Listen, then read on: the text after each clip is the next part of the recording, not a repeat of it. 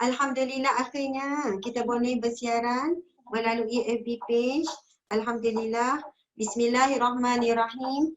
Assalamualaikum warahmatullahi wabarakatuh. Alhamdulillah, alhamdulillahirabbil alamin. Wassalatu wassalamu ala asyrafil anbiya'i wal mursalin wa ala alihi wa sahbihi ajma'in.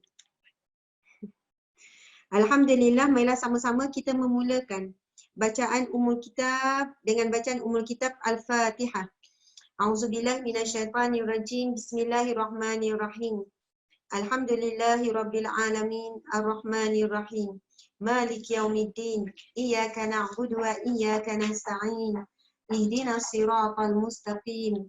Siratal ladzina an'amta 'alaihim ghairil maghdubi 'alaihim waladdallin. Amin. Amin, amin ya rabbal alamin. Alhamdulillah, alhamdulillah. Rabbi syrahli sadri wa yassir li amri wahlul 'uqdatam min lisani yafqahu qawli. Alhamdulillah, terlebih dahulu kita ucap syukur kepada Allah Subhanahu wa taala. Allah ya Rahman, ya Rahim, ya Fattah, ya Alim, ya Razak. Allah yang Maha Pengasih, yang Maha Penyayang, yang Maha membuka pintu-pintu kebaikan, membuka pintu-pintu rizki. Mudah-mudahan semua yang hadir pada petang ini Allah bukakan seluasnya pintu kebaikan, pintu kerahmatan, pintu rizki yang melimpah ruah dunia dan akhirat. Amin ya rabbal alamin. Subhanallah. Seterusnya selawat dan salam buat Nabi Muhammad sallallahu alaihi wasallam. Allahumma salli ala sayyidina Muhammad wa ala ali sayyidina Muhammad kama sallaita ala Ibrahim wa ala ali Ibrahim wa barik ala sayyidina Muhammad wa ala ali sayyidina Muhammad kama barakta ala Ibrahim wa ala ali Ibrahim fil alamin innaka Hamidum Majid. Alhamdulillah, subhanallah, terlebih dahulu saya ucapkan terima kasih kepada pihak penganjur majlis ilmu kita pada petang yang barakah ini, iaitu Pusat Kutipan Zakat Pahang. Pusat Kutipan Zakat Pahang, Masya Allah. Ataupun ringkasnya Pusat Zakat Pahang. Jadi kita sedang live serentak pertama di FB Live Pusat Kutipan Zakat Pahang, kemudian di page rasmi Ustazah Asma Harun, kemudian di Instagram rasmi Ustazah Asma Harun. Alhamdulillah, selamat petang, selamat bertemu. Mudah-mudahan kita semua dalam keadaan bahagia, tenang dan sentiasa menang mengawal diri kita, mengawal hawa nafsu kita. Dan tajuk yang diberikan kepada saya ialah rezeki yang dicari. Masya Allah. Rezeki yang dicari. Alhamdulillah. Tajuk yang sangat baik. Terima kasih ya pada Pusat Kutipan Zakat Pahang di atas penganjuran majlis ilmu ini. Kita doakan mudah-mudahan orang Pahang ramailah hadir sama ya. Boleh bagi tahu tuan-tuan puan di mana sekarang, daripada mana? Ada orang tanya lagi ni, Ustazah tadi soalan qiyamul lail dengan tahajud sama ke? Kalau kita bertahajud, automatik kita qiyamul lail lah. Tapi dalam qiyamul lail ada banyak lagi ibadah lain selain tahajud. Baca Quran, solat-solat sunat yang lain, selawat, zikir. Bahkan alim ulama terdahulu, dia qiyamul lail menghidupkan malamnya dengan membaca kitab, dengan menuliskan kitab. Apa-apa ibadah yang dilakukan, ibadah khusus lah ya. Ibadah khusus. Maksudnya ibadah yang khusus, bukannya ibadah umum macam kemah rumah, patu niat ibadah, tak. Ibadah khusus itu termasuk dalam qiyamul lail. Termasuk dengar ceramah, contoh menuntut ilmu ataupun menuliskan ilmu. Minta maaf saya jawab sikit soalan tadi tu, kita ada perbincangan tadi. Jadi Masya Allah, tuan-tuan puan-puan sekalian, saya dari Kuantan Pahang, Ustazah Juni Beauty, saya daripada Pekan Pahang. Ramai orang Pahang ni. Okey, orang Selangor, Johor, tak apa, tak kisah daripada negeri mana. Saya daripada Negeri Sembilan, tapi saya orang Terengganu. Masya Allah. Ada daripada Brunei. Subhanallah, saya bekerja muazzam asal daripada Terengganu, hampir 10 tahun tinggal di Pahang. Oh, tiba-tiba ramai ni kan. Ramai ni mengaku Pahang ni. Saya orang Pahang tapi stay di Johor. Okey, tak ada masalah. Orang mana-mana pun. Saya dari Terengganu, Kota Kinabalu, Sabah. Saya daripada Puchong. Oh, dia negeri Puchong ya. Okey, Brunei, Negeri Sembilan, Samir, Amir, Afiq. Masya Allah. Selangor, Singapura, Sabah, semua ada. InsyaAllah. Alhamdulillah. Terima kasih semua di atas kehadiran. Saya dari negeri Singapura. Masya Allah. Jadi Alhamdulillah, muslimin, muslimat sekalian. Tajuk kita adalah bab rezeki yang dicari. Saya dah kelaskan beberapa perkara poin penting. Jadi mohon maaf kalau saya bercakap agak laju sebab banyak perkara sangat yang nak dikongsikan pada petang yang barakah ini. Mudah-mudahan perbincangan kita petang ini akan menjawab banyak persoalan tentang kenapa rezeki kita sempit mungkin, kenapa hati kita tidak tenang, kenapa resah gelisah, kenapa ada masalah rumah tangga, ada masalah itu, masalah ini, insya-Allah mudah-mudahan terjawab. Kita doa supaya Allah mengizinkan kita memperoleh ilmu pada petang barakah ini, ilmu yang mana boleh menyuluh kehidupan kita di dunia dan sebenarnya kita nak menyuluh perjalanan hidup kita menuju ke akhirat. Subhanallah, alhamdulillah. InsyaAllah, ini kenapa macam gelap sikit? Okey. Tak apa. Yang pertama, saya ingin mengupas tentang bab sumber ataupun sumber-sumber rezeki. Boleh.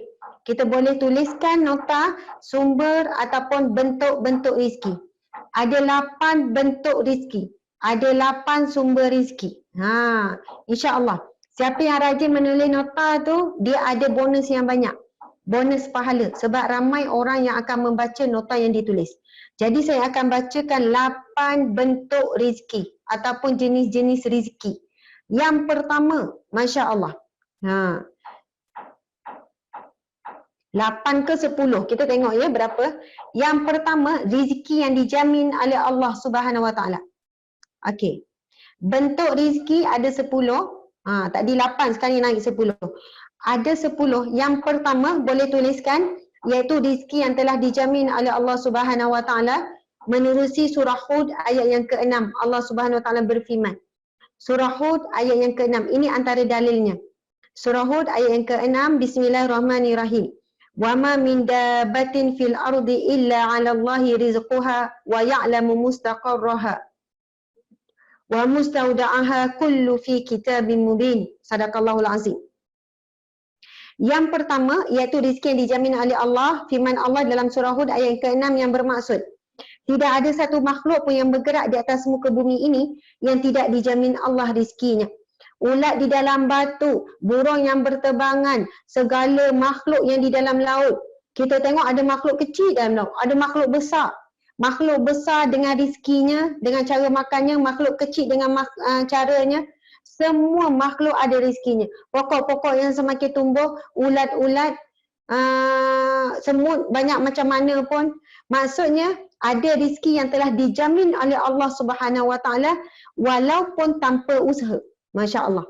Ada betul-betul rezeki yang dijamin. Kadang-kadang kita kan tengah makan, tiba-tiba ada orang belanja makan. Ya Allah, itu rezeki yang telah dijamin oleh Allah Subhanahu Wa Taala. Kadang-kadang kita tiba-tiba ada orang bagi makanan. Rezeki yang kita tak terfikir tetapi itu adalah jaminannya daripada Allah Subhanahu Wa Taala. Kalau orang miskin, dalam PKP baru ni kan, kalau kita fikir dalam PKP baru ini, ramainya orang miskin bertambah miskin. Yang kedua, orang kaya jatuh miskin. Ada orang yang sebelum itu dia ada gaji, langsung tak ada gaji. Dan walaupun betapa ramainya dan bertambah ramainya, berlipat kali ganda, ramainya orang yang jatuh miskin dalam tempoh PKP baru ni, tapi tidak ada pemberita kita. Contohnya, keluar berita, ada sekeluarga mati kebuluran. Di negeri Terengganu contohnya, tidak ada. Tak ada berita yang keluar ataupun kita dapati ada keluarga ataupun anak siapa-siapa yang mati kebuluran. Yang pasti, susah macam mana pun, lapar macam mana pun, setiap orang ada rezeki masing-masing. Mesti ada. Kadang-kadang ada bantuan daripada NGO. Kadang-kadang ada bantuan daripada perseorangan. Walaupun orang tu duduk dalam hutan, Masya Allah. Di Sabah Sarawak banyak duduk-duduk dalam hutan lagi kan. Duduk di pedalaman. Kalau fikir tak logik dalam tu, subhanallah. Dan banyak orang-orang miskin, fakir miskin yang susah dapat bantuan daripada pusat-pusat zakat. Pusat zakat seluruh negara. Setiap negeri ada pusat zakat. Ada majlis agama, di bawah majlis agama ada pusat kutipan zakat. Ada Baitul Mal, Masya Allah. Baitul Mal yang kita sebut Baitul Mal ni apa? Rumah harta. Kalau Baitul rumah, Mal harta. Jadi ia adalah rumah ataupun bait ini juga boleh dianggapkan tempat pusat mal harta orang Islam berkumpul. Ketika itulah kita melihat betapa ramainya, Masya Allah, orang-orang fakir miskin terutamanya mendapat keberkatan. mendapat bantuan daripada zakat. Kalau kita perhatikan sekiranya masih ada orang miskin yang kelaparan, bermaksud masih ada orang kaya yang tak keluarkan zakat. Selagi mana ada orang miskin yang kelaparan, membawa maksud ramainya orang yang kaya ataupun orang yang mampu bayar zakat belum bayar zakat. Masya Allah. Dan sunnatullah, orang miskin akan ada sampai hari kiamat sebagaimana orang kaya akan ada pada hari kiamat. Kita tak boleh sebut. Kita tak boleh sebut soalannya orang miskin ni orang yang malas tak nak berusaha. Asyik mengharapkan bantuan zakat, bantuan NGO, bantuan orang ramai. Sebab ada sesetengah manusia yang sebenarnya mereka berusaha. Tetapi itulah kadar rezeki yang Allah tetapkan dan tentukan untuknya. Kerana di sana adanya sunnatullah, ketentuan Allah Subhanahu Wa Taala yang mana Allah beri peluang kepada orang yang ada memberi kepada yang tiada. Kalau tak ada orang miskin, semua orang kaya, di mana kita nak dapat pahala sedekah? Dan sedekah ini ada dua ya, tuan-tuan puan-puan sekalian. Satu sedekah wajib, yang kedua sedekah sunat. Sedekah wajib adalah zakat. Yang mana Allah wajibkan untuk kita infakkan daripada harta kita. Itu sedekah wajib. Jadi sedekah wajib adalah lebih dituntut, banyak pahala sebab ia adalah perkara yang wajib, sudah tentu lebih utama. Sedekah wajib iaitu zakat. Sedekah sunat iaitu yang kita infak, sedekah-sedekah yang bukan termasuk selain daripada zakat. Itu sedekah sunat. Masya Allah. Jadi yang pertama, jenis rezeki yang pertama iaitu rezeki yang telah ditetapkan oleh Allah Subhanahu Wa Taala. Bila lahir je anak Adam, rezekinya telah pun ditetapkan oleh Allah. Okey, bentuk rezeki yang kedua iaitu rezeki kerana usaha ataupun kerja. Bila usaha baru dapat, bila bekerja cari rezeki baru dapat. Ini di dalam Al-Quran Allah berfirman dalam surah An-Najm ayat 39. Boleh tulis nota ya. Poin yang kedua, bentuk rezeki yang kedua iaitu rezeki kerana usaha dan kerja. Lagi kuat usaha, lagi banyak rezeki. Lagi banyak kerja, lagi kuat kerja, lagi banyak rezeki. Itu janji Allah Subhanahu Wa Taala. Barang siapa yang berusaha untuk bahagian dunia, Allah akan berikan tanpa mengurangi sedikit pun. Akan beri berdasarkan usaha. Masya Allah. Ini firman Allah dalam surah An-Najm ayat 39. Bismillahirrahmanirrahim. Wa an laisa lil insani illa ma sa'a. Yang bermaksud, tidaklah manusia mendapatkan apa-apa kecuali apa yang dikerjakannya. Masya Allah. Tapi saya suka untuk mengingatkan sahabat-sahabat semua. Pastikan dalam kita bekerja mencari rezeki, jangan sehingga terlepas pada waktu malam untuk kita dapat rezeki yang lebih besar. Rezeki apa? Bertemu dengan Allah. Rezeki bermunajat dengan Allah. Rezeki solat tahajud. Rezeki memperbanyakkan istighfar sebelum solat subuh. Sebab ramai di kalangan kita yang sangat kuat mencari rezeki pada siang hari ataupun pada awal malam. Bekerja itu, buat kerja ini, nak cari rezeki ni dia kata. Sedangkan kelancaran rezeki di siang hari bergantung kepada rezeki kita bertemu dengan Allah pada malam hari. Sebab itu ada orang tanya tadi soalan Ustazah macam mana kita peniaga kecil ataupun peniaga besar di sisi Allah sama. Yang membezakan adalah sejauh mana kekuatan hubungan dengan pemilik rezeki pada waktu malam. Siapa yang nak dilancarkan rezeki pada siang hari, maka lancarkanlah urusannya dengan Allah pada malam hari. Wajibkan diri kita untuk solat tahajud, jangan tinggal. Wajibkan sebelum subuh itu sekurang-kurangnya kalau mampu istighfar 1000 kali. Itu disebutkan dalam firman Allah Subhanahu Wa Taala. Wabil ashari hum yastaghfirun. Wabil ashari hum yastaghfirun. Allah berfirman yang bermaksud pada waktu sahur mereka memperbanyakkan istighfar. Mereka beristighfar. Kalau orang tanya ibadah apa yang afdal, zikir apa yang paling afdal? Sementara tunggu waktu subuh. Bangun pagi, solat tahajud apa sementara tunggu waktu subuh. Itu disebut waktu sahur. Waktu sahur ni kan beberapa minit sebelum waktu subuh. Allah berfirman di dalam Al-Quran, wabil asharihum yastaghfirun. Pada waktu sahur perbanyakkanlah istighfar. Allahu Akbar. Kalau kita baca dalam surah Nuh tentang bab kelebihan istighfar, Allah berfirman, maka beristighfarlah. Allah berfirman yang bermaksud, maka beristighfarlah. Maksudnya, mohon ampunlah dengan mengucapkan istighfar. Astaghfirullahalazim wa atubu ilaih, astaghfirullahalazim saja ke dan sebagainya. Lalu Allah kata, maka Allah Subhanahu Wa Taala akan menurunkan hujan yang lebat. Akan meramaikan anak, akan memberikan kekayaan. Masya Allah. Maksudnya dengan kita memperbanyakkan istighfar, antaranya itulah jalan ataupun kaedah kita mohon ampun dengan Allah daripada dosa-dosa kita, dan insya Allah akan memberikan keberkatan dan kelancaran rezeki kita. Subhanallah, Allahu Akbar. Okey, jadi ada rezeki yang pertama tadi, rezeki yang telah dijamin oleh Allah Subhanahu Wa Taala. Ia datang dalam bentuk yang tidak disangka-sangka. Dia boleh datang tanpa usaha. Tanpa usaha pun rezeki tu Allah dah jamin dia tetap dapat, akan sampai melalui pantaran orang ke dan sebagainya. Masya Allah. Kemudian yang kedua, rezeki kerana usaha ataupun kerja. Dan yang ketiga, rezeki kerana bersyukur. Kerana dia seorang yang sangat suka bersyukur, banyak bersyukur, maka dia mendapat limpahan rezeki, tambahan rezeki daripada Allah. Ini firman Allah Subhanahu Wa Taala dalam surah Ibrahim ayat yang ke-7. Surah Ibrahim ayat yang ke-7. Bismillahirrahmanirrahim. La in syakartum la azidannakum wa la in kafartum inna azabi lasyadid. Sadaqallahul azim. Yang bermaksud, sesungguhnya sekiranya kamu bersyukur, pasti aku akan tambahkan nikmat kepadamu. Namun sekiranya wala in kafartum, dan sekiranya kamu kufur dengan nikmat Allah, sesungguhnya azabku amat pedih.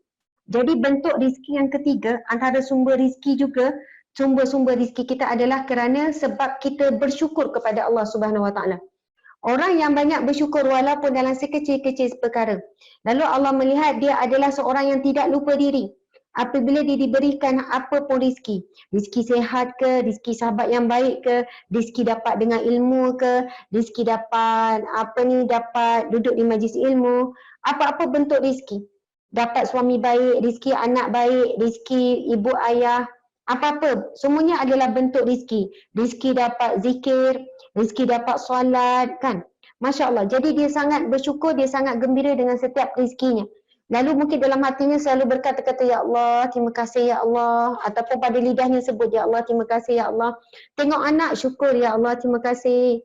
Walaupun anak ni banyak menguji sabar Ya Allah, tapi syukurkannya aku ada anak Ya Allah. Ada orang masih lagi menempuh jalan ujian tak dapat anak. Masya Allah. Tengok pula suami Ya Allah, syukur. Apapun ujian datang daripada suami Ya Allah, kurang-kurangnya aku pernah menikmati nikmatnya ada suami. Ada lelaki dalam hidupku. Di luar sana ada ramai wanita yang masih lagi bertarung dengan impian dan harapan memiliki seorang suami. Contoh. Jadi orang yang banyak bersyukur, lama-lama Allah tambahkan dia nikmat apa? Suami dia jadi baik. Orang yang bersyukur dengan anak, walau macam mana pun anak dia. Anak tu menyakitkan hati dia dan sebagainya. Anak tu mungkin ada tak sempurna sana sini, tapi dia bersyukur banyak-banyak. Ya Allah, aku syukur kau kurniakan aku anak. Ya Allah, aku terima seadanya anakku ni macam ni. Ya Allah, Allah nampak bersyukurnya kita dapat anak tu. InsyaAllah mudah-mudahan dengan itu Allah jadikan anak kita anak yang soleh dan solehah. Ada orang berniaga kecil-kecilan dapat rezeki sikit je, tapi dia punya syukur tu hebat. Dia dapat rezeki bukanlah macam, dia punya syukur tu macam dapat ribu-ribu. Dia punya syukur tu macam puluh ribu. Kerana apa? Dia bukan melihat nilai jumlah rezeki tu, tapi dia melihat kepada pemberi rezeki. Masya Allah. Kita kalau dapat rezeki, janganlah melihat kepada jumlah rezeki, tapi lihatlah kepada pemberi rezeki. Kalau kita rasa, Ya Allah, walaupun nasi lemak orang bagi, kan ada kita dapat beli, maksudnya kita beli, memanglah daripada usaha kita, kita beli, lepas tu nampak nasi lemak.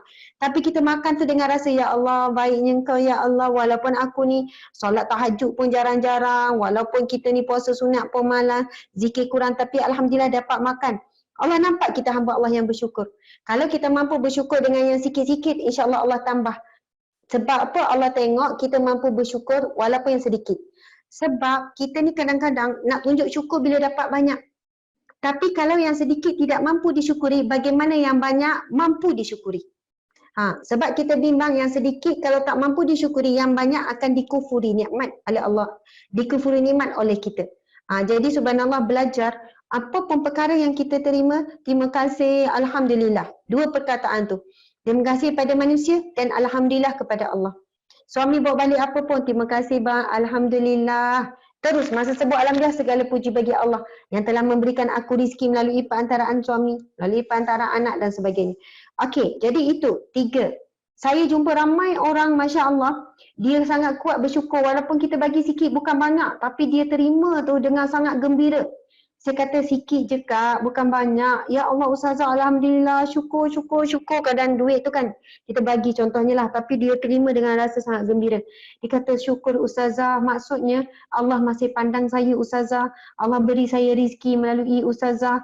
Memang tak banyak bagi Ustazah, bagi saya walaupun jumlahnya mungkin tak banyak, tetapi asalkan dapat rizki maksudnya Allah masih lagi bagi. Ingat saya, walaupun melalui pantaran siapa pun. Masya Allah, Allah Akbar.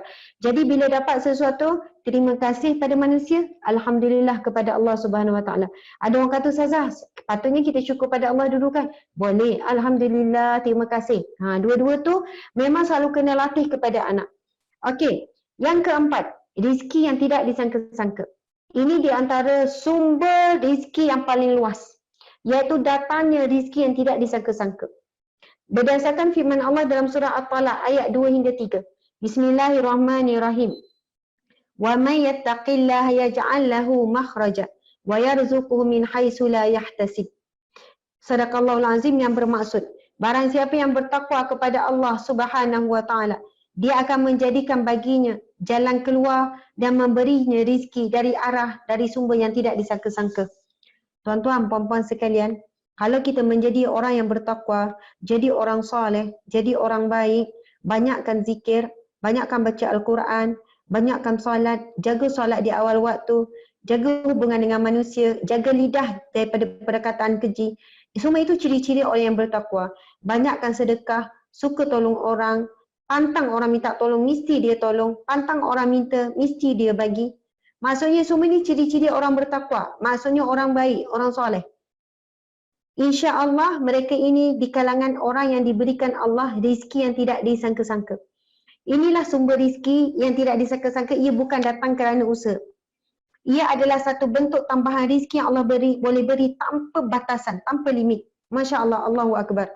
Maka mudah-mudahan kita tergolong di kalangan golongan rizki, bentuk rizki yang keempat, iaitu wa may yattaqillaha yaj'al lahu makhraja.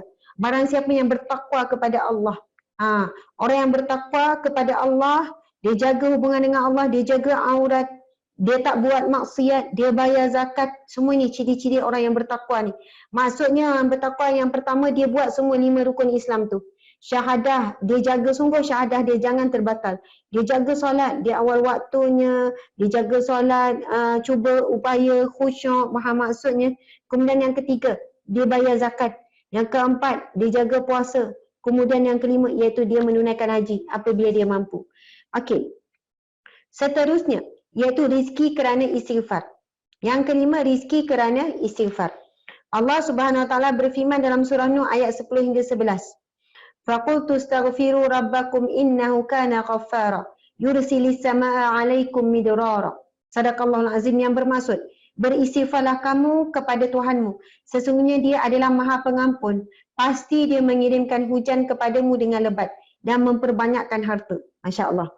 Saya nak ceritakan, ada kawan saya ni, dia berniaga apa pun lah dekat FB, berniaga apa pun, macam-macam dia berniaga kawan saya ni. Ni kisah benar ni, cerita benar ni.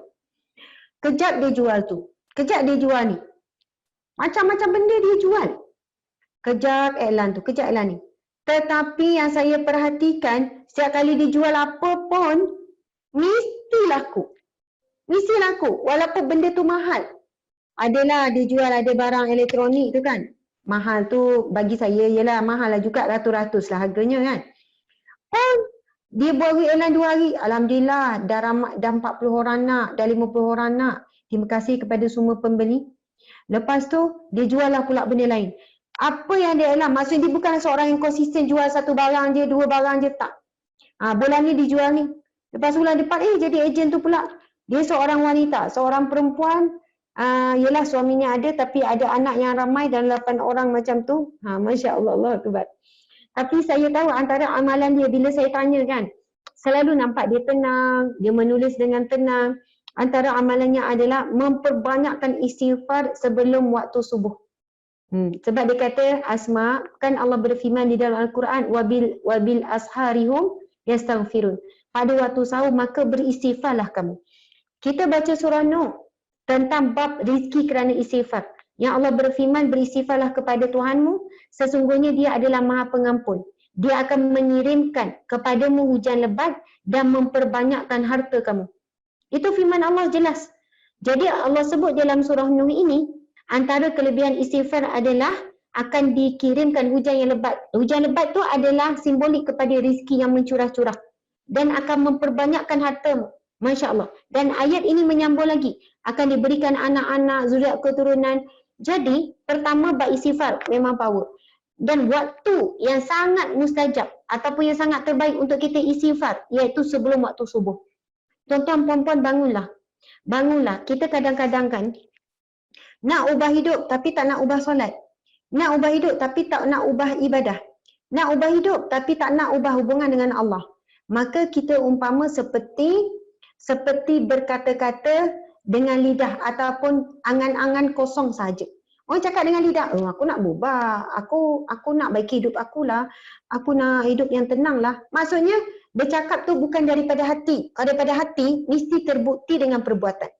Orang bercakap dengan lidah ni, tak beza dengan burung kakak tua. Burung kakak tua pun boleh bercakap, apa yang kita cakap. Tapi bezanya orang yang beriman, orang yang soleh, dia bercakap itu daripada hati. Aku nak ubah hidup akulah, aku nak baikilah hubungan dengan Allah. Itu daripada hati. Bila daripada hati, dia terus jadi doa. Subhanallah. Bila jadi doa, insya Allah, kita pun kata, apa amalan ni antaranya beristighfar. Tapi istighfar ni, ia bukan hanya pada lidah pula. Istighfar mestilah dibuktikan dengan perbuatan juga. Istighfar ni permohonan ampun. Bertaubat dengan Allah, mohon ampun dengan Allah dengan dosa-dosa, lepas tu tinggalkan maksiat, lalu buat ketaatan. Kita pun jaga solat, kita pun keluarkan zakat, kemudian kita pun jaga ibadat dan jaga aurat. Masya Allah. Sebab apa? Kalau kita istighfar banyak-banyak, walaupun berapa ribu kali, dalam masa sama kita berterusan melakukan maksiat, kita masih tergolong di kalangan orang fasik. Orang fasik iaitu orang yang berkekalan dalam maksiat. Maka dibimbangi istighfar kita itu tidak ada nilai. Tak ada nilai. Sebab istighfar ni adalah permohonan ampun. Contohlah kan kita buat sesuatu dengan suami, lepas tu kita minta maaf. Bang, saya minta maaf, bang, saya menyesal sungguh-sungguh, saya takkan buat lagi bang. Itulah ciri-ciri orang yang mohon maaf betul-betul. Dia mohon maaf, kemudian dia kata dia tak nak buat lagi. Tapi kalau dalam keadaan dia minta maaf, dia buat. Minta maaf, buat. Akhirnya mungkin suami ni cakap, awak ni minta maaf, menyesal betul tak? Awak nampak tak ada menyesal pun, tak rasa bersalah pun, muka tu cakap bersalah je. Begitulah Allah lebih tahu bila kita mohon istighfar dengan Allah, sebenarnya kita rasa bersalah atau tidak. Kita istighfar dengan Allah dengan rasa menyesal atau tidak. Kita beristighfar kerana semata-mata nak kekayaan, kita semata-mata nak harta, nak kesenangan hidup. Allah tahu kita mohon ampun, kita istighfar kerana Allah ataupun kerana harta Allah, kerana rizki Allah ataupun kerana dunia Allah. Allah tetap akan bagi. Allah boleh bagi. Allah tak ada masalah. Tetapi yang kita takut, kita mendapat sesuatu rizki daripada Allah dalam kemarahan dan kemurkaan Allah Subhanahu Wa Taala. Maka disebut di dalam Al-Quran, barang siapa yang berusaha melakukan satu amalan kerana habuan dunia semata-mata, Allah sediakan tempatnya di neraka. Na'udzubillah min zalik. Ini satu amaran yang sangat menakutkan dan jelas. Jadi berhati-hati kita bila kita beramal dengan istighfar contohnya. Kita istighfar sebelum subuh, waktu tu hening. Waktu tu sunyi, waktu tu kita berdua dengan Allah. Kita pun istighfar, astagfirullah kena dosa kita masa muda. Astagfirullah dosa kita dengan suami banyaknya. Astagfirullah dosa kita dengan anak dan sebagainya. Orang yang betul-betul buat istighfar begini, Masya Allah. Insya Allah tergolong dalam surah, seperti mana dalam surah ini. Beristighfarlah kamu kepada Tuhanmu. Sesungguhnya dia adalah maha pengampun. Pasti dia mengirimkan hujan yang lebat dan memperbanyakkan harta. Masya Allah. Okey, bentuk rizki yang keenam, iaitu rizki kerana bernikah ataupun berkahwin. Ini dalam surah An-Nur ayat 32. Surah An-Nur ayat 32. Bismillahirrahmanirrahim. Wa ankihul ayama minkum wassalihina min ibadikum wa imaikum in yakunu fuqara'a yughnihimullahu min fadlih. Sadaqallahul azim. Yang bermaksud, dan nikahkanlah orang-orang yang masih bujang di antara kamu dan juga orang-orang yang layak dari hamba sahayamu, baik lelaki dan perempuan. Jika mereka miskin, maka Allah akan memberikan kecukupan kepada mereka dengan kurniaannya. Subhanallah. Ada orang dia kata, Ustazah nanti kalau saya dah beli rumah, beli kereta, dah cukup belanja baru saya kahwin. Akhirnya tak kahwin-kahwin. Sebab dia meletakkan syarat kekayaan ataupun harta. Tapi ada orang dah cukup dah syarat secara zahir, secara basic dah cukup. Ustazah insya-Allah saya akan menunaikan nikah, doakanlah murah rezeki. Kami ni nikah dengan apa yang ada buat masa ni, tapi kami tidak mahu menangguhkan. Sekian-sekian buat majlis pun kecil-kecil je, Masya Allah. Mudah-mudahan dengan itu, sebagaimana firman Allah, Maka jika mereka miskin, orang yang bernikah ni kerana cari redha Allah dan sebagainya tujuannya, jika mereka miskin, maka Allah akan memberikan kecukupan kepada mereka dengan kurniaannya. Masya Allah. Okey, bentuk rizki yang ketujuh. Iaitu rizki kerana anak. Allah berfirman di dalam Al-Quran, Bismillahirrahmanirrahim. Wala taqtulu awladakum khasyata imlaq. Nahnu narzuquhum wa iyyakum. Sadaqallahul azim. Yang bermaksud, dan janganlah kamu membunuh anak-anakmu kerana takut miskin, kamilah yang akan menanggung rizki mereka dan juga rizki bagimu. Masya Allah. Jadi, sekarang ini ada masalah utama ataupun masalah besar sebenarnya. Umat Islam tak nak melahirkan anak yang ramai sebab takut rizki. Soalnya dia yang menentukan rizki anak. Barang siapa yang merasakan dialah yang memberi rizki kepada anak dan mengatur-ngaturkan rizkinya untuk anak, maka subhanallah, dia akan rasa kesempitan demi kesempitan dalam hidupnya. Tapi barang siapa yang merasakan rizki anak ini datangnya daripada Allah, maka Allah akan melapangkan. Saya nak share satu kaedah. Bismillahirrahmanirrahim.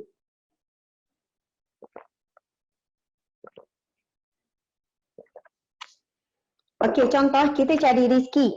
Di bawah kita ada 2 orang kan? Bawah kita ada 2 orang. Contohnya kita cari rizki di bawah kita, seorang lelaki cari rizki di bawah dia ada isteri, ada anak. Jadi dia adalah perantaraan Allah untuk rizki siapa? Untuk rizki isteri dan anak. Kemudian dia bertambah lagi anak dia seorang. Ya Allah, bertambah lagi perantaraan rizki. Lepas tu yang keempat dan sebagainya. Tapi ada orang kata, Ustazah, saya ni tak ada anak, saya pun tak nikah dan sebagainya. Jadi biasanya saya akan pesan, carilah orang yang kamu boleh tolong secara tetap. Contoh ada sebuah keluarga yang miskin, kamu kata setiap bulan saya akan bagi kamu 100. Ataupun ada orang yang cari pelajar. Ini subhanallah, ambillah peluang ni. Cari student-student pelajar-pelajar yang belajar di pondok contohnya, belajar di pesantren, belajar di universiti ke, belajar di mana-mana orang susah, anak-anak yatim dan sebagainya. Dan cuba kita tanggung kehidupannya. Kita kata okey, setiap bulan saya akan bagi 200. InsyaAllah mudah-mudahan hasil ni kamu boleh buat belajar. Anak itu belajar, hafal Quran ke, hafal hadis ke, kita dapat pahala tanpa kita sedar. Kita tidur, kita dapat pahala di tengah baca Quran. Sebab kita menjadi perantaraan rizki. Maksud saya di sini ialah, siapa yang nak dimurahkan Allah rizki, jadikan diri dia perantaraan rizki kepada makhluk yang lain. Ada orang dia murah rizki sebab apa? Dia jaga banyak kucing. Saya ada jumpa orang siap buat rumah kucing. Rupanya dia jaga beratus-ratus kucing. Ada yang puluh-puluh kucing. Jadi dia menjadi perantaraan rizki Allah untuk kucing tersebut. Ada orang pula macam-macam lah. Lagi ramai orang ataupun makhluk, termasuk binatang yang kita jadikan daripada rizki Allah beri untuk orang lain, maka rizki kita akan semakin luas. Semakin luas. Masya Allah, Allahu Akbar. Jadikanlah kita, siapa yang nak murah rizki, jadikan diri kita perantaraan rizki untuk orang lain. Anak kata, Ustazah, saya susah. Susah. Sebab apa susah? Sebab kita pun susah nak berkongsi rizki dengan orang lain. Bukan banyak, mula-mula start sikit. Contohnya, sebulan mungkin setiap hari Jumaat, dia mesti nak bagi makan untuk orang. Setiap hari Jumaat, dia beli nasi bungkus. Nasi, orang panggil nasi bajet. Harga RM3.50, harga RM4. Beli 10 bungkus. Setiap Jumaat dia buat macam tu, konsisten. Hari Jumaat je dia akan bagikan 10 tu, dia tengok ada orang pekerja cleaner ke, dia bagi pada jaga ke, dia bagi pada siapa-siapa. Dia beli awal sebelum orang tu makan tengah hari. Jadi dia buat konsisten begitu. Bila Allah lihat kita menjadi perantaraan rizki makan tengah hari untuk ni, dibuat secara tetap pula, mudah-mudahan dengan itu, maka Allah bukakan ruang-ruang pintu-pintu rizki yang tidak disangka dan rizki kita bertambah barakah. InsyaAllah. Allahu Akbar. Okey. Jadi ada rizki ini datangnya kerana bernikah, ada kerana anak-anak. Itu janji Allah di dalam Al-Quran. Yang ke-8, iaitu rizki kerana sedekah. Bismillahirrahmanirrahim. Allah berfirman, "Man zallazi yuqridullaha qardan hasana, fayudha'ifahu lahu ad'afan katsira." Ad'afan katsiratan. Sadaqallahul azim. Yang bermaksud, sesiapa yang memberi pinjaman kepada Allah, pinjaman yang baik. Man zallazi yuqridullaha qardan hasana. Barang siapa yang meminjamkan kepada Allah dengan pinjaman yang baik, maka Allah Subhanahu Wa Taala akan melipat gandakan bayaran kepadanya dengan lipatan yang banyak. Masya Allah. Kalau kita bagi pinjam duit dekat orang, Kalau orang tu bayar, kita minta, okey aku bagi engkau pinjam 100, nanti bayar 150. Itu haram, itu riba. Allahu Akbar. Dan Masya Allah, kalau kita nak ambil riba dengan manusia, lipat ganda daripada manusia, kita mendapat dosa. Namun di sana Allah sediakan untuk kita bentuk gandaan yang datangnya daripada Allah Subhanahu Wa Taala. Yang ini adalah janji Allah dan kita tahu janji Allah adalah janji yang paling benar. Dia tahu Allah kata, Allah pujuk kita. Barang siapa yang ingin meminjamkan suatu pinjaman yang baik, apa dia? Sedekah. Sedekah ni pergi pada dua tadi. Yang pertama sedekah wajib, iaitu bayar zakat. Yang kedua iaitu sedekah sunat, iaitu selain daripada zakat. Kita bagi wakaf, kita sedekah duit, pembangunan, sedekah bagi hadiah, sedekah fakir miskin, kan, bantuan pada orang susah dan sebagainya. Jadi barang siapa yang buat kedua ni, pinjaman, sebenarnya hakikatnya nak cakapnya Allah Subhanahu Wa Taala nak sangat pujuk kita dan pujuk dengan sangat lemah lembut. Macam mana cara Allah pujuk? Allah kata pinjamkan. Allah bukan kata barang siapa. Barang siapa, soalannya barang siapa yang memberi ataupun yang bila beri itu hangus, tak. Tetapi Allah pujuk kita dengan pinjaman. Barang siapa yang meminjamkan hartanya, barang siapa yang meminjamkan kepada Allah pinjaman yang baik. Sedangkan contohlah kita dapat kita sedekah ataupun kita bayar zakat. Kita bayar zakat RM150. Hakikatnya rezeki itu datang daripada siapa? Daripada Allah. Tapi kerana Allah tahu kita sangat sayangkan harta kita. Allah tahu kita sangat sayang. Jadi Allah menggunakan perkataan apa? Barang siapa yang meminjamkan kepada Allah dengan pinjaman yang baik, iaitu sedekah. Sama ada sedekah wajib ataupun sedekah sunat. Maka Allah akan menggandakan. Allah akan melipat gandakan pembayarannya kepadanya dengan lipatan yang banyak. Adha'afan kasiratan. Adha'afan kasiratan ni tidak boleh mampu dikira oleh kita. Kalau orang lain balas, manusia balas mungkin mampu dikira. Tapi bila Allah balas berlipat kali ganda, ada orang tanya surah Al-Baqarah ayat berapa? Surah Al-Baqarah ayat 245. Man yuqridullah, man zallazi yuqridullah qardan hasana. Bacalah, kita tengok. Jadi insya-Allah setiap hari pun kita rasa kalau kita beriman dengan ayat ni, kita nak bagi pinjaman kepada Allah dengan pinjaman yang baik. Kita setiap hari rasa nak bersedekah. Kita mesti nak cek harta kita ni dah bayar zakat ataupun belum. Okey, seterusnya rizki kerana keberkatan pagi. Masya Allah. Rasulullah SAW, riwayat Al-Baihaqi, wahai anakku, bangunlah dan hadaplah rizki Tuhanmu dan janganlah engkau termasuk dalam kalangan orang yang lalai. Sesungguhnya Allah Subhanahu Wa Taala membahagikan rizki manusia di antara terbit fajar hingga terbit matahari. Di antara terbit fajar hingga terbit matahari. Masya Allah. Terbit fajar ni masuk waktu subuh tu. Terbit matahari ni dah habis waktu subuh. Jadi kalau siapa yang nak murah rizki kena bangun sebelum subuh. Hadis Nabi SAW, wahai anakku, bangunlah dan hadaplah rizki Tuhanmu dan janganlah engkau termasuk dalam kalangan orang yang lalai. Bangunlah, bangkit daripada tidur. Sesungguhnya Allah Subhanahu Wa Taala membahagikan rizki manusia di antara terbit fajar hingga terbit matahari. Hadis riwayat Al-Baihaqi. Maksudnya, kalaulah kita tanya, Ustazah kenapa rizki sempit apa semua, tengok cara kita bangun tidur. Orang yang rizki murah, mesti ciri-cirinya adalah bangun awal pagi sebelum waktu subuh. Sebelum waktu subuh. Kalau boleh sempatkanlah kita bangun solat tahajud. Walaupun tinggal 5 minit subuh, boleh lagi tahajud.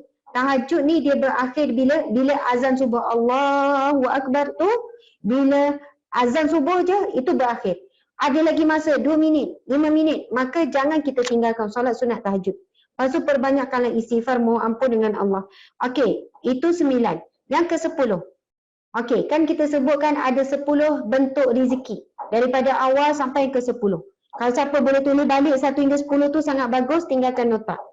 Yang ke-10 iaitu rezeki kerana menjalinkan hubungan silaturahim. Nabi SAW riwayat Bukhari, Muslim dan Baihaqi. Nabi bersabda, barang siapa yang ingin dimurahkan rezeki, rezeki lapang, rezeki murah dan dipanjangkan umur, maka hendaklah ia menghubungkan silaturahim. Nabi bersabda, sekali lagi saya baca, barang siapa yang ingin dimurahkan rezeki dan dipanjangkan umur, maka hendaklah ia menghubungkan silaturahim. Subhanallah, Allahu Akbar. Silaturahim ini Silah maksudnya hubungan. Rahim adalah hubungan rahim. Yang dimaksudkan adalah hubungan persaudaraan yang ada kaitan kekeluargaan. Kalau kita menghubungkan silaturahim bersama kawan-kawan, itu namanya ukhuwah. Hubungan kasih sayang, ukhuwah filah, kasih sayang kerana Allah Subhanahu Wa Taala. Itu juga insya-Allah diberi pahala yang banyak.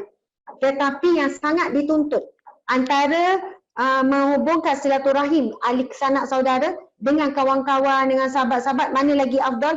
Afdal lagi menghubungkan silaturahim sesama keluarga.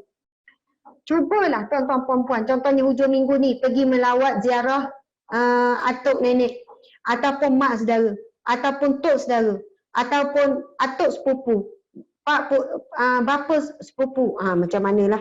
Maksudnya apa-apa yang ada hubungan rahim. Daripada moyang tu kan berkembang. Jadi nenek kita, adik-adik nenek kita ada lagi. Kemudian ada lagi tu berkembang tu. Ada pak saudara, ada anak ada sepupu, ada anak saudara apa, ada adik-beradik. Masya Allah, adik-beradik ni yang paling dekat lah ni. Jadi barang siapa Nabi sebut, barang siapa yang ingin dimurahkan rezeki dan dipanjangkan umur, maka hendaklah ia menghubungkan silaturahim. Sebab apa? Bila kita menghubungkan silaturahim dengan ahli keluarga, kadang-kadang kita tak dapat apa-apa. Kalau kita berjalan dengan pergi hubungan silaturahim dengan kawan-kawan, mungkinlah dapat sesuatu dengan kawan-kawan, lagi-lagi kalau ada kepentingan. Lagi-lagi kalau kawan itu mungkinlah orang yang berada, orang yang ni kita rasa kita dapat sesuatu yang kita suka. Tapi mencabar bila kita nak menghubungkan silaturahim dengan, kalau kita pergi ziarah kita tak dapat apa-apa. Subhanallah, inilah di antara golongan yang dicintai oleh Allah Subhanahu Wa Taala. Dalam satu hadis yang sahih, Nabi sallallahu alaihi wasallam bersabda, memperihalkan tentang seorang pemuda yang menempuh satu perjalanan. Lalu Allah perintahkan supaya malaikat pergi bertanya kepada lelaki tersebut, dia nak pergi ke mana?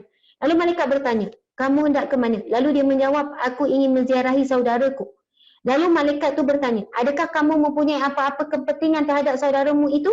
Lalu dia menjawab, tidak ada apa-apa kepentingan.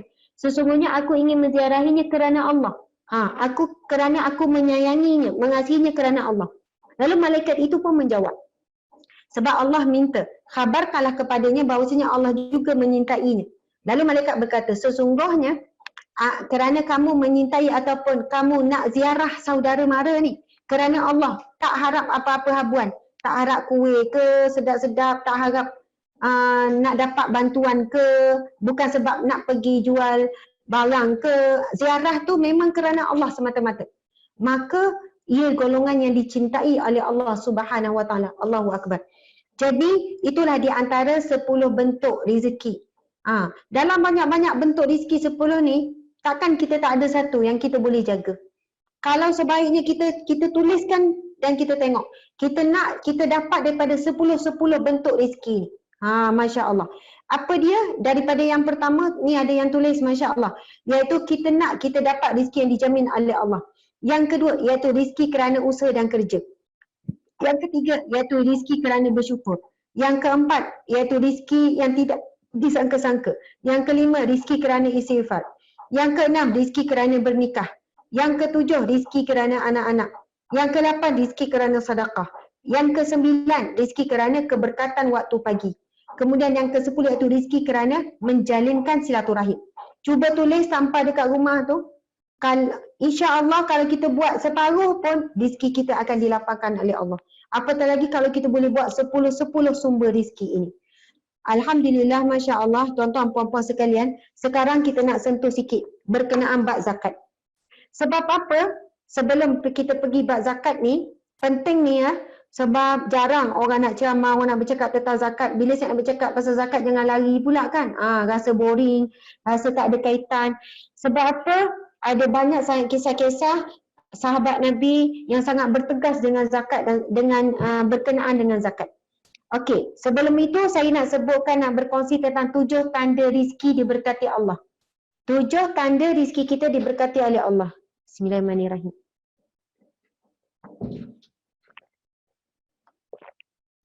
Baiklah. Okey, kita tulis nota ya semua insya-Allah. Tadi 10 bentuk rizki. Sekarang 7 tanda bahawasanya rizki kita barakah. 7 tanda rizki diberkati oleh Allah Subhanahu Wa Taala. Ada yang tulis dalam buku, terima kasih NR Adawiyah, masya-Allah. Okey, yang pertama, tanda-tanda rezeki kita ni berkat, kita akan sentiasa rasa cukup dengan apa yang kita ada. Rasa cukup, seadanya. Dengan rumah kita tu kita rasa bahagia, dengan kereta walaupun kereta kita kadang-kadang tersekat-sekat, tapi kita tak rasa pun macam susah hati sangat kereta kita tu. Masya Allah, walaupun rumah kita seadanya tapi kita bahagia. Anak-anak kita biasa-biasa saja pun kita bahagia, walaupun anak kita tak luar biasa macam orang luar biasa lagi bahagialah kan. Maksudnya kita akan rasa cukup dengan apa yang kita ada. Dan kadang-kadang tu kita rasa macam lebih daripada yang cukup.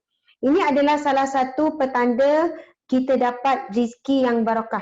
Kerana rezeki yang barakah itu bukan pada banyak ataupun sedikit, tapi pada rasa cukup. Masya Allah. Kalau ada orang sedikit tak rasa cukup, ada orang sikit tapi cukup. Ada orang banyak tak cukup-cukup, ada orang banyak rasa cukup. Maksudnya sama ada sikit ataupun banyak dan dia rasa cukup. Masya Allah, Allah Akbar. Ada orang rezeki dia dah banyak tapi rasa tak cukup, dia bekerja juga siang malam, padahal dalam bank dia dah ada simpanan sampai puluh ribu dah. Dalam bank dia tu ada ratus ribu dah, tapi tetap kerja macam tak cukup. Macam nak hidup 1000 tahun. Na'udzubillah min zalik. Masya Allah. Maksudnya rezeki banyak ataupun sedikit bukan kayu ukur. Tetapi kayu ukurnya adalah pada rasa cukup. Rasa cukup itu adalah satu rezeki daripada Allah. Rasa cukup itu sendiri adalah satu rezeki, satu nikmat, iaitu sifat qanaah. Jadi orang yang rezeki dia rasa cukup ni, walaupun kan dia ada duit banyak ni, puluh-puluh ribu. Orang jual apa pun dia rasa macam okey tak apa. Dia rasa cukup dah apa yang ada kat rumah tu. Orang jual itu, jual ini pun dia rasa tak ada. Tak ada lah dia rasa nak beli semua benda orang nak, tak ada. Dan dia rasa tak apalah, mana ada tu lebih baik sedekah. Walaupun dia mampu membelinya. Allah berikan dia rasa cukup apa yang ada. Cukuplah dengan apa yang ada, tudung yang ada, baju yang ada, handbag yang ada. Walaupun dia mampu nak beli handbag lain lagi. Walaupun dia mampu untuk beli mungkin kasut-kasut tambahan. Tapi Allah beri dia rasa cukup. Masya Allah. Okey. Jadi lawannya adalah yang poin pertama ni tanda-tanda rezeki barakah rasa cukup. Lawannya adalah rasa tidak cukup. Antara ciri-ciri rasa tak cukup, bila dapat rezeki cepat je habis. Lepas tu dia boleh tanya orang lain pula, duit aku ke mana?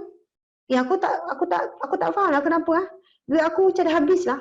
Baru je dapat gaji tapi duit aku dah habis. Kalau soalan tu selalu ditanya, Masya Allah kita kena bimbang, kena takut sebab bimbang rezeki tu tak ada barakah. Allahu Akbar. Okey. Tanda yang kedua, rezeki itu barakah bila perilaku atau keadaan dalam keluarga dilihat stabil atau bahagia. Ia boleh dikatakan yang rezeki keluarga itu ada barakah. Punca masalah dalam keluarga kadang-kadang boleh dilihat kembali pada akarnya, iaitu punca mendapatkan nafkah keluarga. Bila bercampur harta halal dan haram seperti rasuah, maka orang tersebut sentiasa rasa tak cukup. Subhanallah, Allahu Akbar. Antara ciri rezeki yang barakah apabila kita rasa rumah tangga kita tenang, seadanya, bahagia, bukan tak bergaduh. Ada juga bergaduh tu kan, tapi okey, bahagia. Maksudnya stabil lah. Dengan anak pun okey, suami okey. Ini sekiranya lah. Rezeki banyak ni, duit banyak ni, tapi tak tenang. Ada je masalah. Anak pun ada je buat hal. Sekiranya rasa rumah tangga itu tidak tenang, asyik bergelora je, asyik ribut taufan je, Masya Allah, Allahu Akbar. Maka ketika itu kita perlu muhasabah mungkin kerana sumber rezeki kita tidak barakah. Allahu Akbar. Yang ketiga, antara ciri-ciri rezeki kita barakah, rezeki ni yang kita fokus adalah apa dia? Rezeki harta lah ni. Harta, perniagaan kita, gaji kita dan sebagainya yang barakah, iaitu apabila kita rasa mudah untuk menjaga solat dan amal ibadah lain.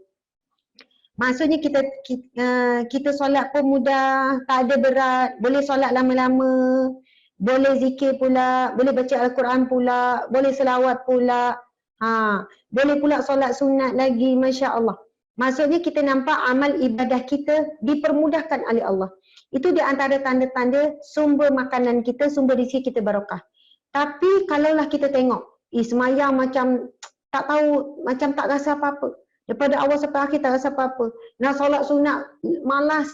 Nak baca Quran kadang sehari berlalu tak baca Quran. Zikir, malas. Hari mula-mula dengan ceramah rajin. Lepas tu dah tak istiqamah. Mungkin itulah antara tanda-tanda rezeki kita tak barakah. Masya Allah, na'udzubillah min zalik. Jadi apabila kita rasa mudah untuk jaga solat, buat amal ibadah, ni insya-Allah rezeki kita barakah. Rezeki yang diberi boleh melakukan ibadat umrah atau haji. Jadi boleh jadi kenapa sebahagian daripada kita susah sangat nak solat sebab rezeki kita tak berkat.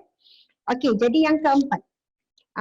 Kesan positif apabila rezeki kita berkat ialah orang sekeliling suka dekat kita atau senang dengan kehadiran kita.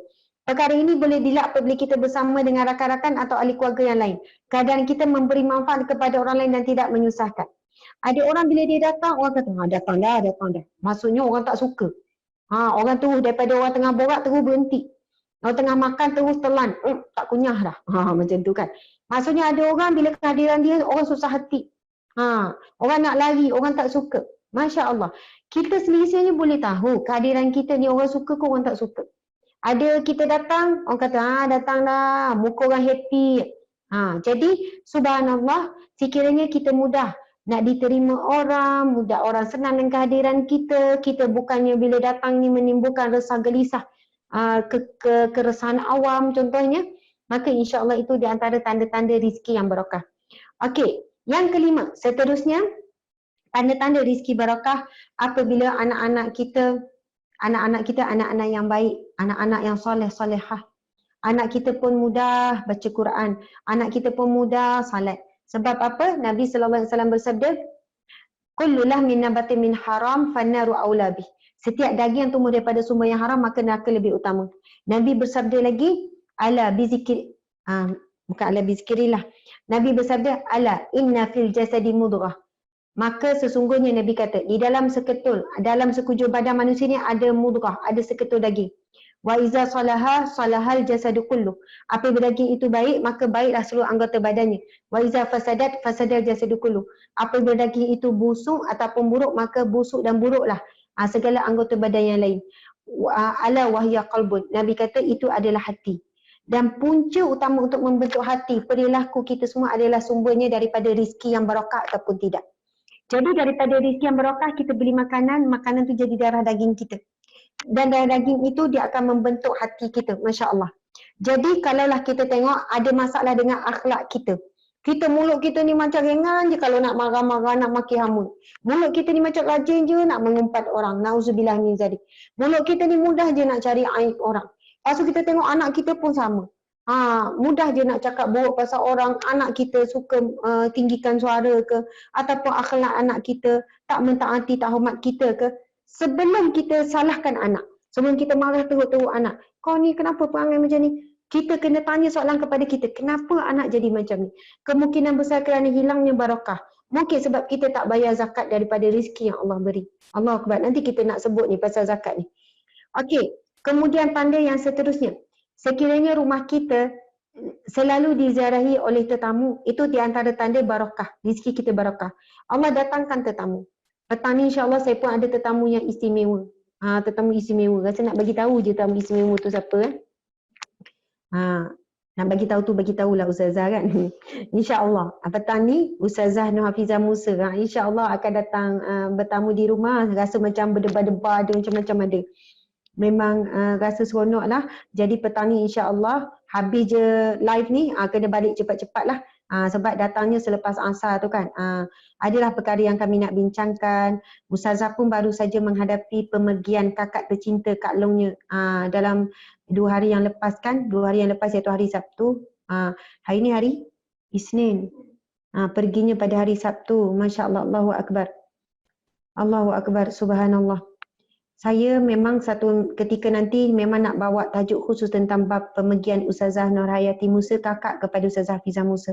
Jadi kami ada perkara lah juga petang ni nak bincangkan insya-Allah untuk program bersama. Okey, jadi ciri yang keenam, tanda-tanda rezeki kita barakah yang akan beri kesan kepada rumah kita yang barakah. Antara tanda rumah yang barakah, suka didatangi oleh tetamu. Kalau rumah kita orang rajin ziarah, adik-adik suka datang, jiran-jiran ke, kawan-kawan suka datang, orang suka berkumpul, itu tandanya di antara tanda-tanda rezeki kita barakah. Kerana kedatangan tetamu sebenarnya membawa rezeki dan keberkatan di dalam rumah kita. Bila tetamu datang, dia bawa rezeki bersama, dia bawa barakah. Dan insya-Allah bila tetamu pulang, tetamu pergi, dia akan bawa keluar bersama dengan keburukan di dalam rumah kita. mungkin ada gangguan ke, ada apa-apa yang akan keluar bersama dengan tetamu. Dia bukan maksudnya tetamu tu bawa balik ke rumah dia, tak. Maksudnya tetamu balik, benda-benda yang tak elok dalam rumah, unsur-unsur jahat, perkara-perkara negatif pun sama keluar. Sebab itu kita janganlah berkira-kira bila ada tetamu nak datang, janganlah kita tunggu nak bersiap makanan hebat-hebat barulah terima. Kita boleh jamu dengan yang terbaik mengikut kadar kemampuan kita. Masya Allah, Allahu Akbar. Dan yang ketujuh, Masya Allah, di antara tanda-tanda rizki itu barakah, iaitu doa kita mudah dimakbulkan. Ini daripada sabda Nabi SAW berkenaan dengan doa yang makbul. Subhanallah. Dalam ni, nota ni tidak dituliskan. Namun, ada Nabi SAW bersabda, sesungguhnya Allah tidak memakbulkan doa. Orang yang walaupun susah, miskin, dia mengangkat tangan dia, dia menadah tangan meminta dengan Allah, Allah tetap menolak doanya. Kenapa? Kerana dia makan daripada sumber yang tidak barakah, sumber yang tidak halal. Jadi, kalaulah kita rasa, kenapalah rezeki kita ni, kenapa doa tak dimakbulkan Allah ni? Cuba cek sumber rezeki kita. Kalau sumber rezeki kita tak barakah ni banyak faktor lah. Sama ada bercampur dengan syubhah, bercampur dengan haram, ataupun kita tidak keluarkan zakat. Semua itu beri kesan kepada rezeki kita tak barakah. Jika rezeki kita tak barakah, dia akan beri kesan kepada doa kita tidak dimakbulkan Allah. Orang yang bila dia minta, ya Allah, dia berhajat, dia minta, ataupun lintasan hati, teringinlah ni. Lepas tu tengok, Alhamdulillah dapat. Doa dengan Allah sekian-sekian, ya Allah badilah sekian-sekian untuk anak ke, untuk suami ke, untuk interview ke, berdapat. Subhanallah. Apabila kita lihat banyaknya doa yang kita dimakbulkan, insyaAllah itu di antara ciri-ciri rizki yang barakah. Allahu Akbar. Jadi insyaAllah sebelum kita habis ni, masa kita ni dah pukul 4.16, kita akan berhenti pukul 4 suku insyaAllah. Minum air sikit lagi. Bismillah.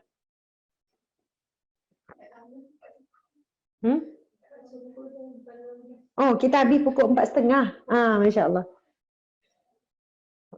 Dah habis dah air segelas lah. Dik tolong dik. Masya Allah. Okey. Sekarang kita nak masuk perbincangan yang sangat penting. Tapi nak ambil dah masa kan. Kepada para pendengar sekalian, siapapun anda, siapapun kalian, Masya Allah, kerja apa pun tolonglah pergi ke pusat kutipan zakat. Kalau orang Pahang tadi yang ada sama, pergilah ke pusat zakat Pahang, Baitumah dan sebagainya. Baik tersilap cek daripada tersilap tak cek. Macam mana tu maksud Ustazah tu? Baik tersilap semak daripada tersilap tak semak. Sebab apa? Kerana kalaulah kita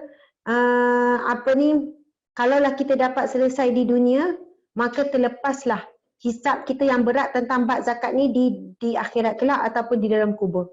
Tapi kalau tak settle lah di dunia ni, tak boleh nak buat apa-apa dah. Dalam kubur, di mahsyar kelak, maksudnya tak boleh dah nak excuse, nak bagi alasan, ya Allah, dulu aku tak tahu pula nak kena bayar zakat, jual online je kot. Ya tu kan, sejual online je, berniaga online. Lebih baik tersilap cek. Pergilah ke pusat kutipan zakat, pergi tanya kaunter tu, saya berniaga apa?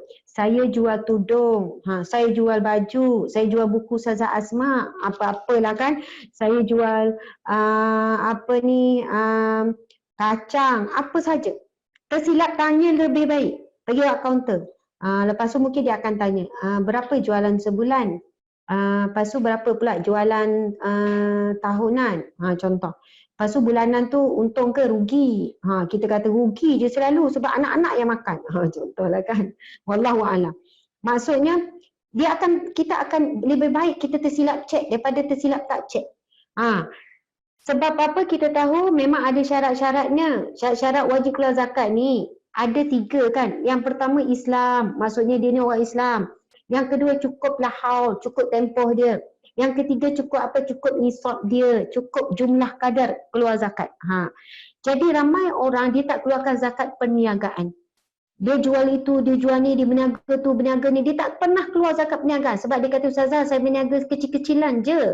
Saya jual itu, produk itu, saya jadi dropshipper je. Macam tu. Dropshipper produk apa? Oh ada banyak Ustazah, semua produk saya dropshipper. Sampai 15 produk, 20 produk. Contoh ni. Oh banyaknya jadi dropshipper, okey berniaga, okey. Lepas tu macam mana? Entahlah rasa macam duit tu entah ke mana lah Ustazah. Soalan tu bahaya tu. Kalau tertanya-tanya, entahlah duit ke mana. Nak kata ada dalam tabung haji pun tak ada, nak keluar, nak pergi umrah. Lepas tu time nak korban pun tak ada duit simpanan, nak korban pun tak dapat. Duit cheaper macam-macam produk, jual tak berhenti, elankan main meriah. Tapi bila nak korban tak ada duit korban. Bila nak buat umrah pun tak ada. Apatah lagi nak pergi haji, nak pergi sedekah lagilah dia berkira. Nauzubillah min zalik.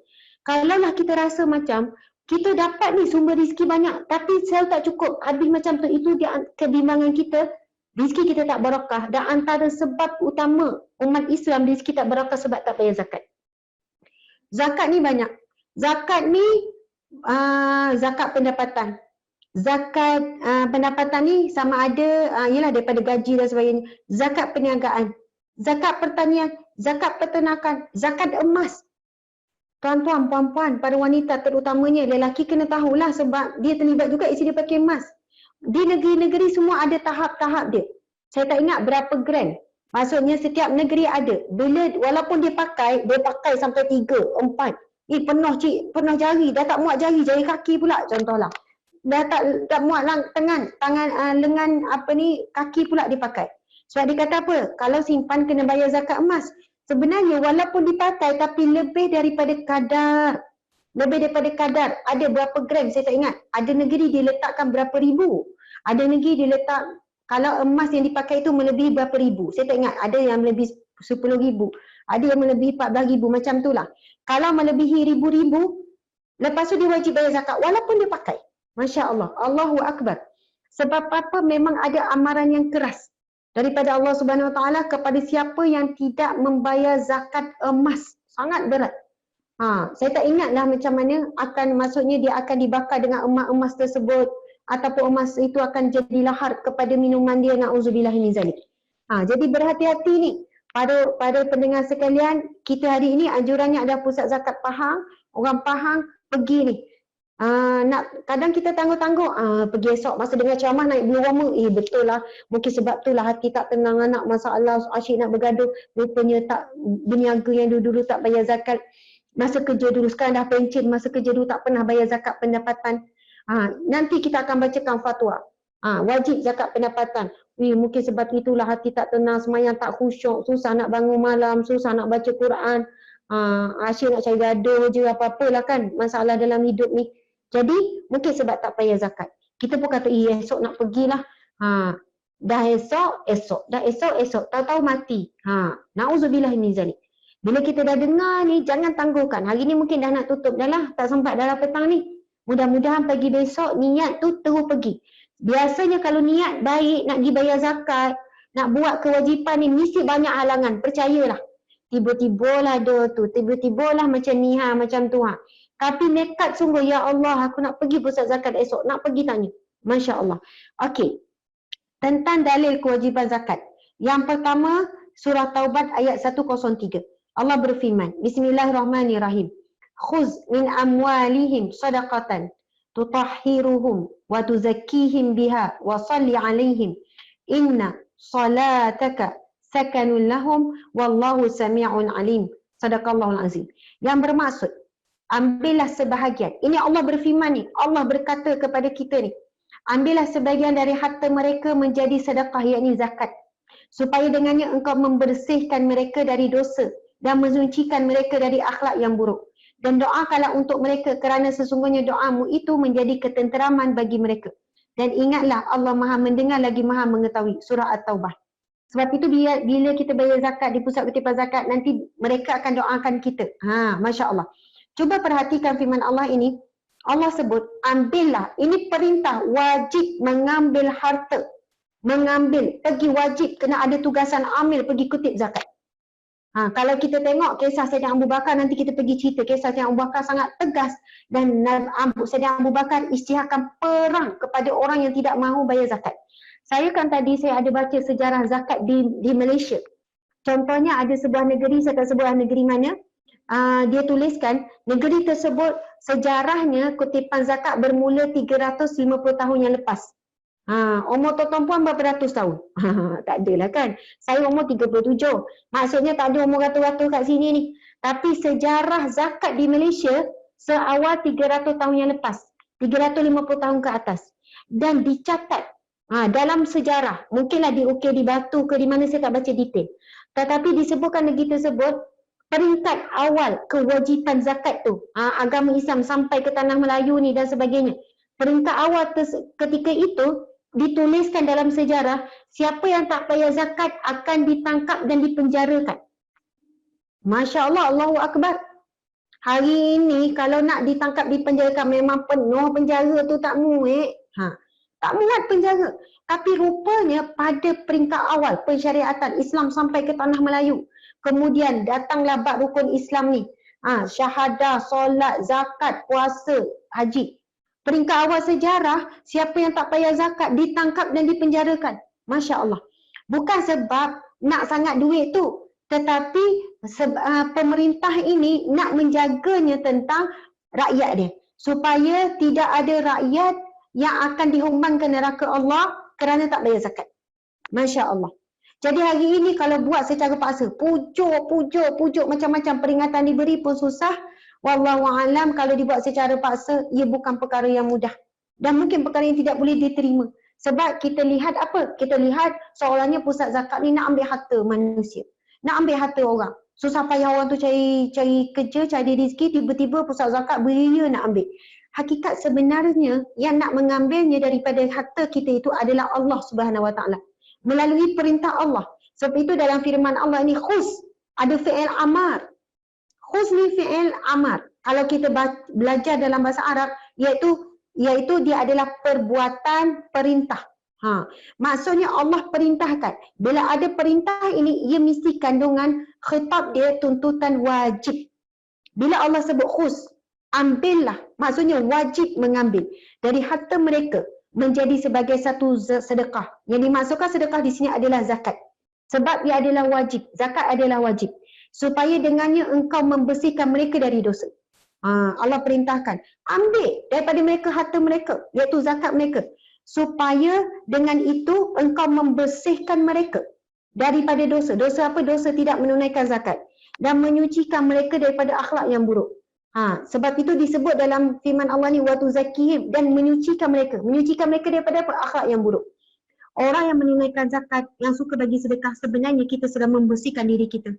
Orang yang banyak suka bersedekah, tolong orang, banyak bayar zakat dan sebagainya, insya-Allah dia akan memiliki akhlak yang baik. Anak-anak juga akan baik. Okey. Dan doakanlah untuk mereka kerana sesungguhnya doamu itu menjadi ketenteraman bagi mereka. Masya Allah. Bila orang bayar zakat, orang pun doakan. Kita puasa, seronoknya didoakan, rasa nak bayar lagi zakat. Rasa nak bagi lebih lagi. Dan ingatlah Allah maha mendengar lagi maha mengetahui. Subhanallah.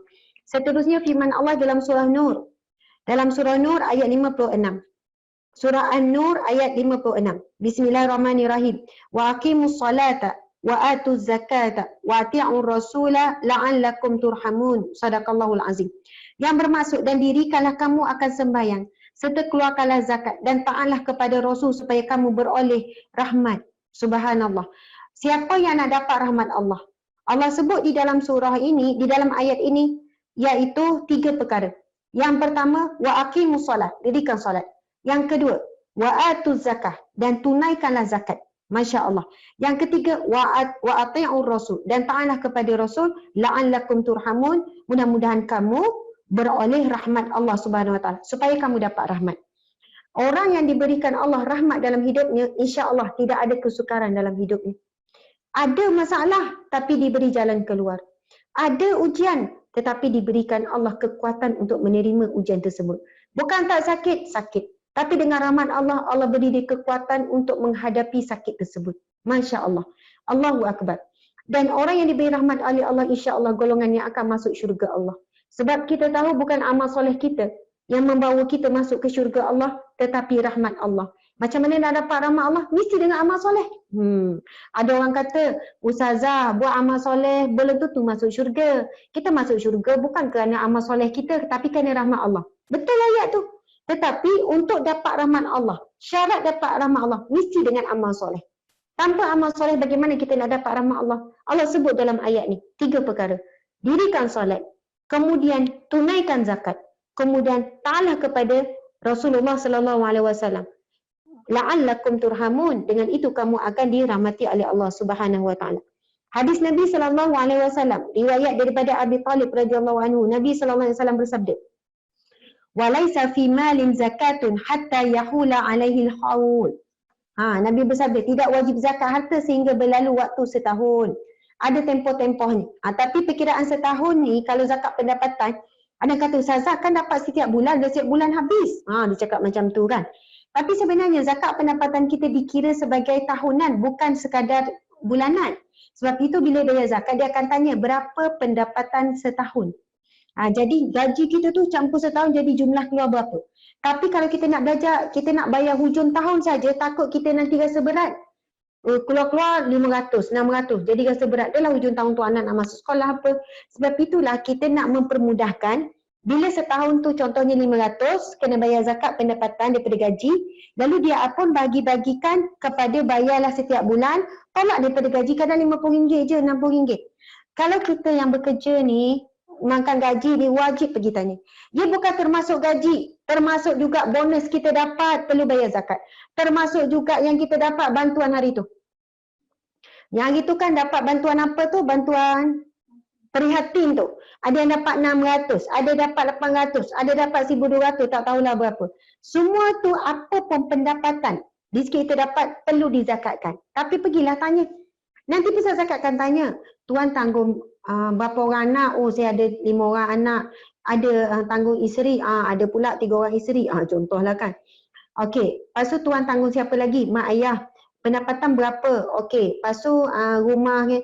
Mungkin keluar zakat yang mungkinlah sampai peringkat, oh tuan tak wajib bayar zakat ni, tak apa. Mungkin keluar pun tak banyak. Sebab apa? Zakat hanya 2.5% sahaja.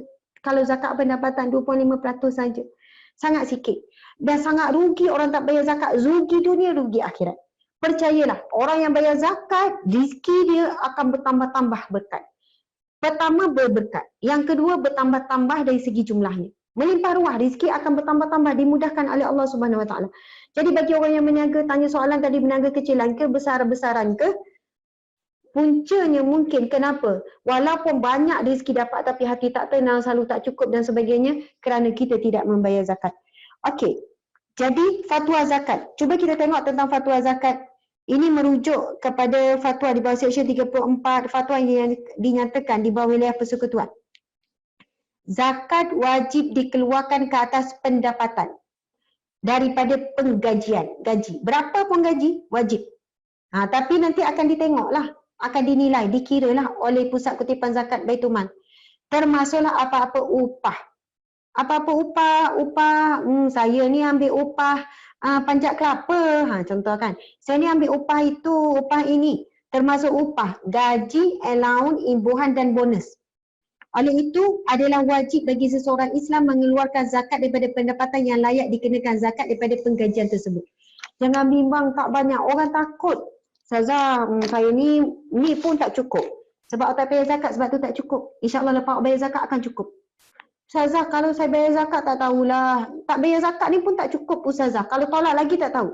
Allahu Akbar, subhanallah. Hakikat sebenarnya yang mencukupkan kita bukan jumlah duit tu.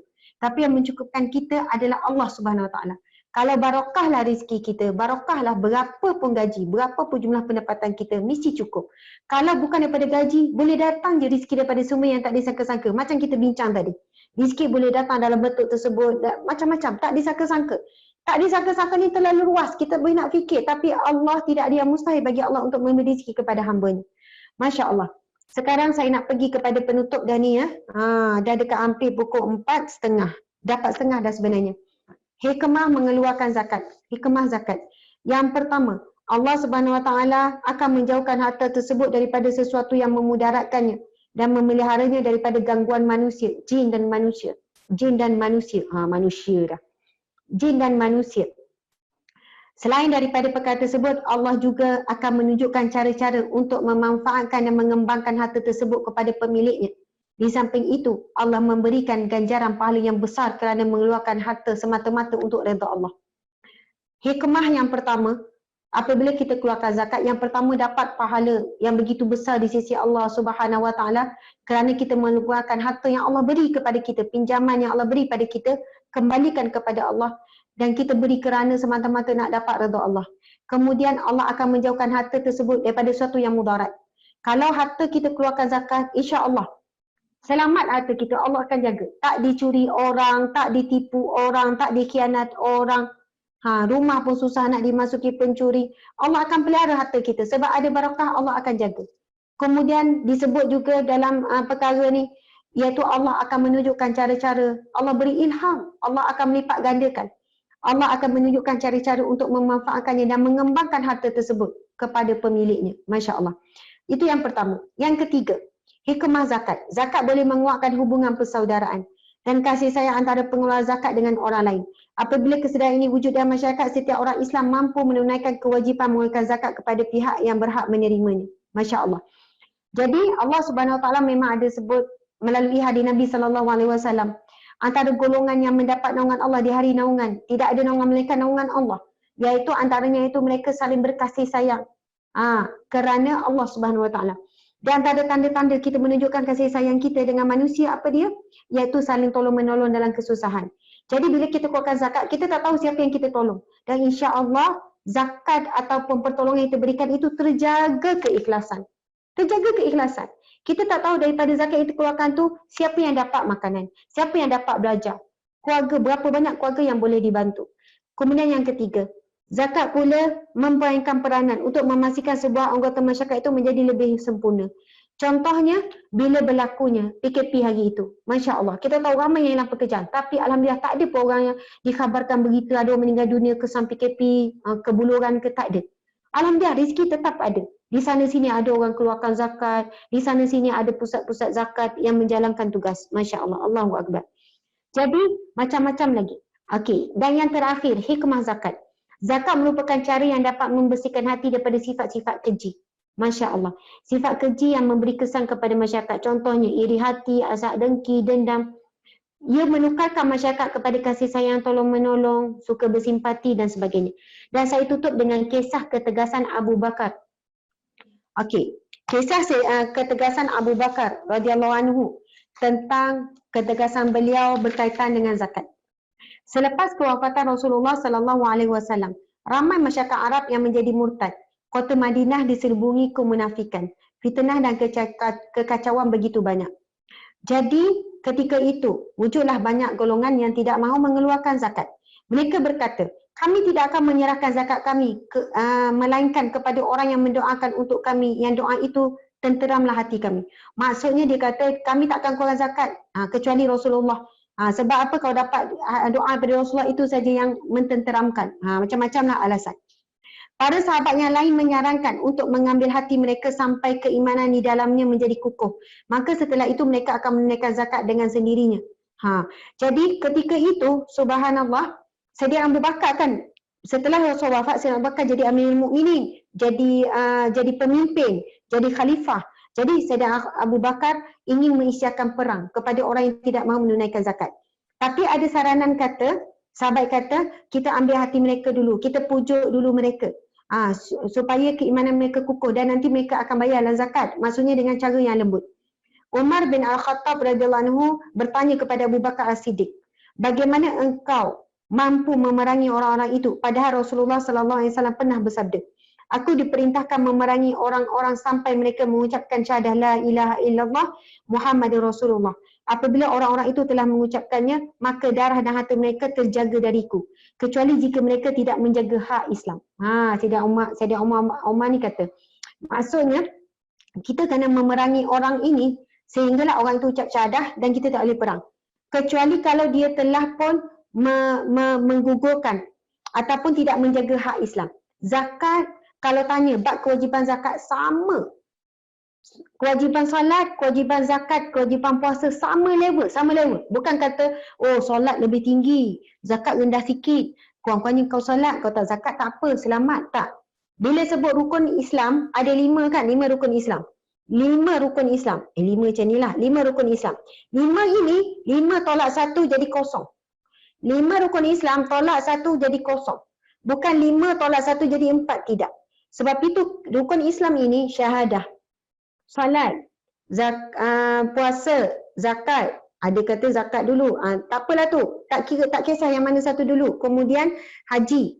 Maksudnya kelima-lima ini adalah tertegaknya Islam seseorang itu di atas 5 ni.